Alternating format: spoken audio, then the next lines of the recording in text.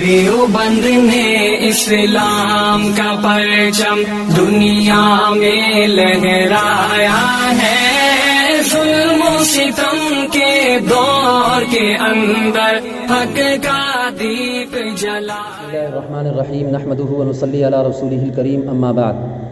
معزز سامعین کرام، ناظرین کرام، آج آپ کے سامنے ایک اور اعتراض کے جواب دینے کے لیے حاضری ہوئی ہے، جس میں ہمارے مشہور زمانے کے سب سے بڑے جھوٹے اور مکار آدمی فاروق رضوی ناگپوری عرف لیپ ٹاپ بابا صاحب نے اعتراض کیا ہے کہ حضرت شاہ اسماعیل شہید رحمۃ اللہ علیہ نے اپنی جو کتاب تقویۃ الایمان لکھی ہے اس کو 3 کاموں کے لیے لکھا ہے، 3 پھنڈے۔ ان کا جو کہنا تھا کہ 3 پھنڈے اپنائیں۔ اب وہ 3 پھنڈے کون کون سے ہیں؟ پہلا پھنڈا انہوں نے یہ کہا کہ انہوں نے کتاب لکھی تاکہ اپنے آقاؤں سے زکوٰۃ اور خیرات وصول کریں، اس لیے انہوں نے کتاب لکھی، اور وہ ویڈیو بھی آپ کے سامنے انشاءاللہ اس کی کلپ لگا دے رہے ہیں۔ 3 پھنڈے ایجاد کیے گئے۔ پہلا کیا کیا گیا کہ قرآن کی بعض وہ آیتیں جو بتوں کے تعلق سے آئی، مشرکین کے تعلق سے آئی، ان آیتوں کی انہوں نے من معنی تفسیریں کی، من معنی تراجم اس کے کیے، اور اس کو کیا کیا، اولیاء اکرام اور اہل سنت و جماعت پر فٹ کر دیا۔ پہلا کام انہوں نے یہ کیا، یہ بالکل ویسا ہی کام کیا جو خارجیوں نے کیا تھا۔ اس کے بعد آپ یہ سنیے، یہ تو پہلا فنڈا ہے ان کا کہ انہوں نے کہا کہ کتابی لکھی خیرات اور زکوٰۃ بٹورنے کے لیے۔ تو میں آپ سے سوال کرتا ہوں فاروق صاحب، آپ یہ جو جگہ جگہ جاتے ہیں علاقوں میں اور بیٹھ کر علماء دیوبند کے نام پہ جو پیسے کھاتے ہیں اور فلائٹ کا جو سفر کرتے ہیں، اور یہ جو کام آپ نے شروع کیا، یہ جو پھنڈا آپ نے شروع کیا وہ کس کام کے لیے؟ کہ 25,000 30,000 40,000 روپے اور 50,000 52,000 روپے صرف 10 منٹ کے بیٹھنے کے لیے آپ نے وصول کیے ہیں؟ اس کی ہمارے پاس ثبوت ہے، ساری چیزیں موجود ہے، اگر آپ کہیں گے تو ہم آپ کو دکھانے کے لیے تیار ہو جائیں گے۔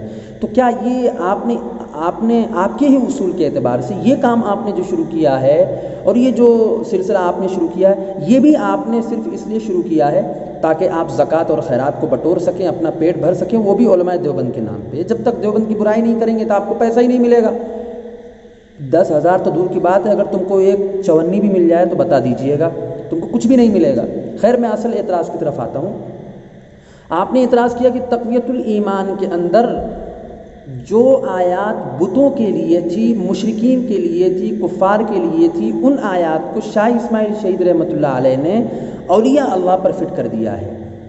اور یہ کام کس کا ہے؟ آپ نے تیسرا پھنڈا یہ پیش کیا کہ یہ کام خارجیوں، جو خارجی تھے جو حضرت علی رضی اللہ تعالیٰ عنہ کے زمانے میں تھے، ان خارجیوں نے یہ کام کیا تھا، وہی کام شاہ اسماعیل، اور وہی کام مولوی اسماعیل دہلوی نے تقویۃ الایمان نے کیا ہے، کہ جو شرک نہیں تھے، بتوں کے بارے میں تھا، مشرکین کے بارے میں تھا، انہی آیتوں سے استدلال کر کے مسلمانوں پہ شرک جلی کے اب آپ دیکھیے کہ آپ نے کس کو خارجی قرار دیا ہے اور کن کن لوگوں کو خارجی قرار دیا ہے۔ میں ابھی آپ کے سامنے آپ کے گھر کی کتابوں کے حوالے پیش کرتا ہوں، اور ایسے حوالے پیش کروں گا کہ بڑے بڑے مفسرین اور محدثین نے بھی ان آیات کو جو کفار، مشرکین، اصنام، اوثان، بتوں کے لیے تھیں، ان آیات کو اولیاء اللہ کے لیے فٹ کیا ہے۔ میں آپ کے سامنے حوالہ پیش کرتا ہوں۔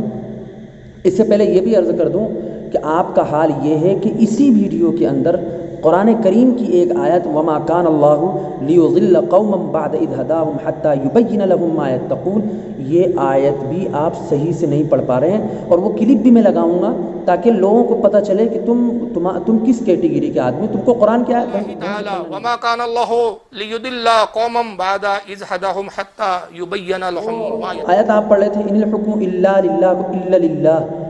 ارے مکتب کا جو بچہ ہے نا، وہ بھی الا للہ نہیں پڑھے گا، جیسے آپ الا للہ پڑھ رہے تھے۔ کم سے کم ویڈیو بنانے سے پہلے جو تیاری کرتے ہو تو اس تیاری میں یہ بھی تیاری کر لیا کرو کہ آیات وغیرہ جو ہے تھوڑا سا صحیح سے پیش کر لیے جاؤ۔ کم سے کم دنیا کو تمہاری جاہلیت تو نہ دکھائی دی کہ تم کو قرآن کی آیات بھی ڈھنگ سے نہیں پڑھنا آتا۔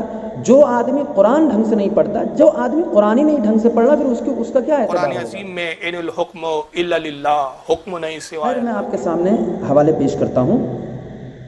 ایک کتاب ہے، یہ اسکرین لگا دیے جائیں گے، ایک کتاب ہے دلیل المشرکین، یہ مولانا احمد الدین بغوی کی ہے یہ کتاب۔ تذکرہ اکابر اہل سنت جو عبدالحکیم شرف قادری کی کتاب ہے، اس کے اندر باقاعدہ ان کو اکابر اہل سنت میں عبدالحکیم شرف قادری نے شمار کیا ہے۔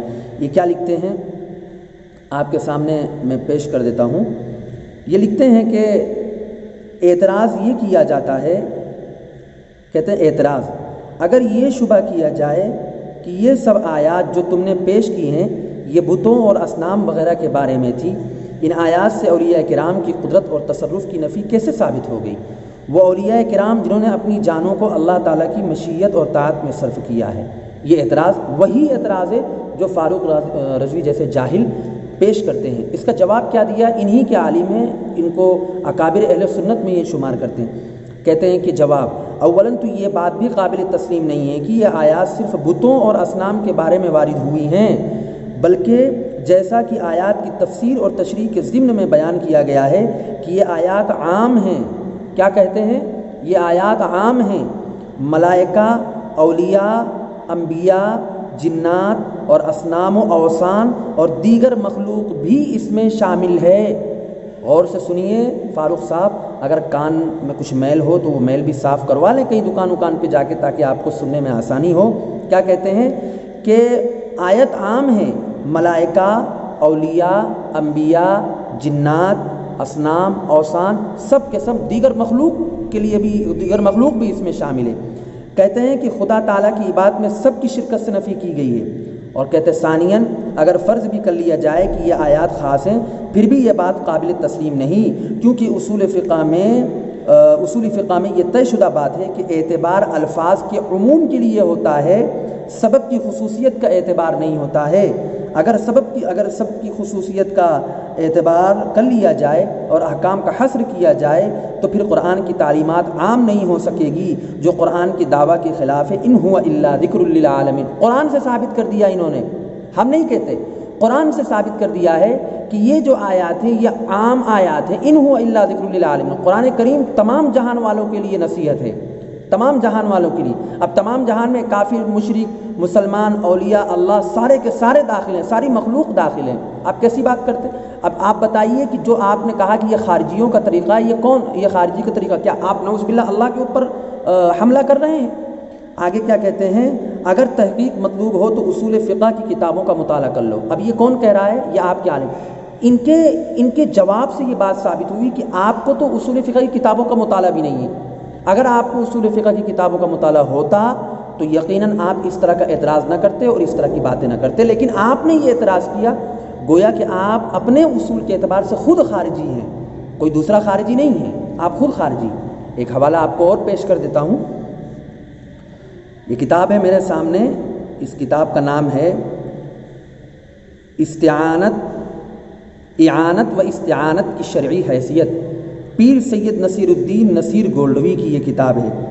کہتے ہیں کہ جن حضرات کا نقطہ نظر یہ ہے کہ جن آیات میں اصنام کو خطاب کیا گیا ہے ان آیات کو انبیاء اور اولیاء پر منطبق کرنا نہ صرف جہالت ہے بلکہ تحریف قرآنی ہے، وہ ہماری تحقیق بھی ذہن نشین کر لیں کہ غیر اللہ، من دون اللہ، شریک اور امداد کے ندا کے الفاظ قرآن میں جہاں بھی آئے ہیں ان سے مراد ہر وہ چیز ہے جو اللہ تعالیٰ کے سوا ہو اور جو وصول الی اللہ میں رکاوٹ بنتی ہو۔ اگر اصنام رکاوٹ بن رہے ہوں تو ان الفاظ سے مراد اصنام ہوں گے، اگر انسان بن رہے ہوں تو انسان مراد ہوں گے۔ ہم نے اس کے ثبوت میں قرآن مجید سے کئی مثالیں پیش کی ہیں اور مزید بھی پیش کرتے ہیں، مثلا ان کثیر من الاحبار والرہبان الی آخری سے مراد اصنام تو نہیں، انسان ہیں، وہ بھی عام انسان نہیں بلکہ وہ اس طبقے کے انسان جو انسانوں کی رہنمائی کا فریضہ انجام دیتے ہیں۔ اور بھی بہت ساری باتیں آخر میں کہتے ہیں کہ جو لوگ ابھی تک بضد ہیں کہ من دون اللہ کا لفظ مقبولان خدا پر استعمال نہیں ہو سکتا، کیا وہ باعتبار مرتبہ پیروں فقیروں کو سیدنا عیسیٰ علیہ السلام سے بڑھ کر سمجھتے ہیں؟ کیوں فاروق صاحب؟ کیا کہتے ہیں یہ پیر نصیر الدین؟ کہتے ہیں کہ جو لوگ جو آیات کفار مشرکین اور بتوں کے لیے اس کو عام نہیں سمجھتے ہیں، تو کیا وہ اب پیروں کو، اولیاء اللہ کو اور فقیروں کو کس سے کیا عیسیٰ علیہ السلام سے بڑھ کر سمجھتے ہیں؟ کہتے ہیں نعوذ باللہ من ذالک۔ اب یہ نعوذ باللہ جو ہے نا آپ جیسے لوگوں کے لیے انہوں نے لکھا ہے، اور بھی بہت سارے حوالات ہیں. کہتے ہیں کہ عیسیٰ اور عزیر علیہ السلام کے سلسلے میں قرآن مجید نے ان کے پرستاروں کے عقائد باطلہ کی کھلے الفاظ میں تردید فرمائی اور انہیں من دون اللہ میں شمار کیا ہے. قرآن کریم نے من دون اللہ میں شمار کیا ہے. اگر عیسیٰ و عزیر کو اپنے ہی حکم میں رکھتا یعنی درجہ الوہیت میں اپنا شریک بنا لیتا تو ان کے عقیدت مندوں کے عقائد باطلہ کو یوں رد نہ فرماتے. یہ دیکھیے صاف اس طرح کی باتیں لکھی ہوئی ہیں. اور آگے لکھتے ہیں کہ جن لوگوں کا خیال ہے کہ من دون اللہ سے مراد صرف بت ہیں انسان نہیں، وہ غلطی پر ہیں. تو فاروق صاحب آپ غلطی پر ہیں، کیونکہ عرب تہذیب میں وہ بت پرستی کا دور تھا اور مشرکین مختلف بتوں کے سامنے اپنے حاجات پیش کرتے تھے، کیونکہ اس وقت کسی انسان سے بعد وفات مدد مانگنے اور حاجات طلب کرنے کا دستور ہی نہیں تھا. اس لیے اکثر و بیشتر آیات میں من دون اللہ سے مراد اصنام ہیں. اگر اس زمانے میں بھی بعد وفات کسی سے حاجات طلب کرنے کا رواج ہوتا تو یقیناً قرآن مجید اس کی بھی نفی فرما دیتا. یہ میں نے آپ کے سامنے، حالانکہ اور بھی حوالے جات ہیں پیش کرنے کی جو آپ کے سامنے پیش کیے جا سکتے ہیں، لیکن آج کے لیے صرف اتنا کافی ہے کہ آپ کیا کہتے ہیں خارجی جن لوگوں کو حضرت شاہ اسماعیل شہید رحمۃ اللہ علیہ کو قرار دے رہے تھے اور تلے ہوئے تھے، وہ اولاً تو جو حدیث آپ نے پیش کی ہے اس حدیث میں بت کا لفظ کہیں پہ بھی نہیں ہے. بت کا لفظ کہیں پہ نہیں ہے. اور آپ نے یہ جھوٹ بولا کہ یہ حدیث جو ہے دیکھو بتوں کو اس میں بتوں کی آیات کو چسپاں کرنے پہ خوارج قرار. جو خوارج کا مسئلہ تھا وہ ایک الگ مسئلہ تھا، وہاں کوئی ایک الگ بات تھی، وہاں ایسا نہیں تھا بلکہ کچھ اور مسئلہ تھا. وہ ایک الگ تحقیق ہے جو الگ مقام پر پیش کی جائے گی. آپ نے اس کو غلط سمجھ لیا کیونکہ آپ تو عقل سے کھورے ہیں نا. اگر آپ کے پاس عقل ہو اور علم ہو تو پھر آپ ایسے کام ہی نہ کریں، ایسی باتیں ہی پیش نہ کریں. اور آخری بات، آپ نے ایک جھوٹی بات یہ کہی اپنی ویڈیو کے اندر کہ حضرت معاویہ اور حضرت علی رضی اللہ تعالیٰ نے آپس میں صلح کر لی تھی. کب صلح کری تھی بھائی؟ اگر صلح کر لی ہوتی تو یہ پھر حضرت حسن رضی اللہ تعالیٰ نے کیوں صلح کری؟ جب پہلے سے صلح تھی پھر دوبارہ صلح کرنے کی پیشکش کیوں ہوئی اور کیوں صلح ہوئی؟ تم نے امیر معاویہ سے صلح کی اور صلح کے وقت تم نے جو ہے حضرت ابو موسیٰ شریک صاحب یہ ان کو حکم بنائے. جناب وہ صلح نہیں تھی، وہ صلح نہیں تھی، بلکہ وہ آپسی معاملے میں دو فریق بنا کر اس معاملے کو حل کرنے کی کوشش کی تھی جو ہوا ہی نہیں، اور آپ اس کو صلح کا نام دیتے ہیں. اس سے یہ بات بھی معلوم ہوئی کہ آپ کو تاریخ کی کتابوں کا اور تاریخ کی روایات کا بھی علم نہیں. آپ ہر اعتبار سے کھورے، قرآن نہیں پڑھنا آتا. جاہل ایک مکتب کا جو اول درجے کا جو طالب علم ہوتا ہے، جو نورانی قاعدہ پڑھتا ہے، جو یسن القرآن پڑھتا ہے، وہ بھی اگر اس کی 15-20 تختیاں ہو جاتی ہیں تو وہ قرآن کی آیات کو صحیح سے پڑھنے لگتا ہے. کم سے کم اللہ کا نام تو صحیح سے لیتا ہے، اللہ کا نام تو صحیح سے لیتا ہے. تم تو کیا کہتے ہو ان الحکم الا للہ. یہ کوئی پڑھنے کا طریقہ ہے؟ تف ہے ایسی زندگی پر اور ایسے لوگوں پر جو تم کو اپنا پیشوا مانتے ہیں اور اپنا کہتے ہیں کہ اسکالر ہو. کس چیز کے؟ خاک کے اسکالر.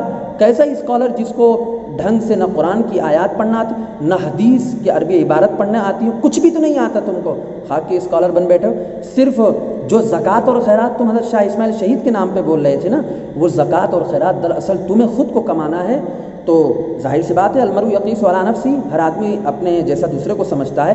تو آپ زکوٰۃ خیرات کھاتے ہیں تو دوسروں کو ایسا نہ سمجھیں. ان کے اندر تو للہیت تھی، فنا فی اللہ تھے وہ لوگ. آپ کے جیسے نہیں کہ چند پیسوں کے لیے، چند ٹکوں کی خاطر اپنے آپ کو بیچ دیتے ہیں اور برائی کرنے بیٹھ جاتے ہیں. اسی پر میں اپنی بات کو ختم کرتا ہوں. اللہ تعالیٰ ہمیں صحیح بات کہنے کی، صحیح بات سمجھنے کی توفیق نصیب فرمائے. والسلام علیکم ورحمۃ اللہ وبرکاتہ.